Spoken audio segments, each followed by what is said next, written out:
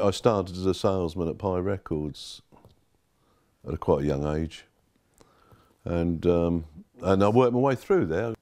Just by hanging around, you know, as people left, I managed to get a better job every time, you know. So I ended up as sales and marketing director and then general manager of Pye. By then it was called PRT. There was no average day, no. They were long days. You know, you drove in early in the morning and started early, because I used to do a lot. I used to get in early, and I used to work with Louis Benjamin, who was like a legend in the theatre world, and he was chairman of Pye. But he would, he'd like a little chat in the mornings about how it was all going and all this sort of thing. Then you got your turnover figures and things like that. Then about 11:30, 12, Benji would call you into his office, which was, you know, huge and palatial, and hand a key reverently to you, and you mixed him his first Bloody Mary of the day, and then we'd have a toast together, and then often I used to go to lunch with him or some of his cronies, because he knew all the people at London Management and all those people, and people like Max Bygraves. Don't forget, you know, Pye had a huge MOR business, you know.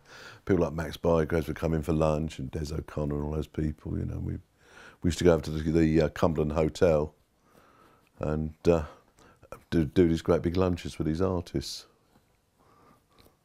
Well, having said that, I had a cocktail bar bigger than some local pubs, you know. And when I was made a director, I got a contract, and I had, in there, I had to have the ability at home to entertain at very short notice anybody from overseas. So, I mean, you know, we used to phone up a company called Christopher & Co. and order cases of champagne, wine. And so my garage looked like a branch of Threshers half the time.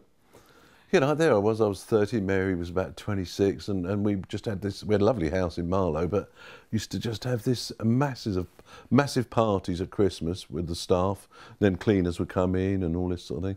I would say, you know, we were, I mean, 74, 75 was the time when we were really romping away with stuff, you know. And, you know, we had that massive, I mean, there was a time when we had Barry White at #1 in the UK, Carl Douglas, who was a UK signing, #1 in America.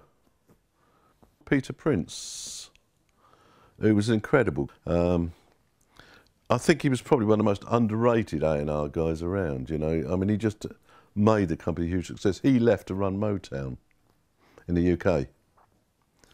I think he was sort of made an offer he couldn't refuse, you know. And that really, well, I think, was the start of the decline of PRT, Pye Records. We had 16, Salesforce was 16. I think most companies did, between 12 and 16. You know, like EMI would have had 2 teams, because they had a licensed label division, didn't they? LRD and the other stuff, yeah, domestic, yeah. And I think most of the companies had about that, you know, between 12 and 16, some up to 20 reps. All these independent shops, you know, just amazing. I know all the reps were home by 4 o'clock, you know. I used to catch him out sometimes, you know, going, I know it sounds evil, but just once in a while I'd go to somewhere like Lincoln and be outside a rep's house at 8 o'clock in the morning, you know, see what time he left home, and see their face when they leave home at 11, you're sitting there, you know. And you only do that once in a while, and the word went round, yeah, and then they all started watching themselves a bit.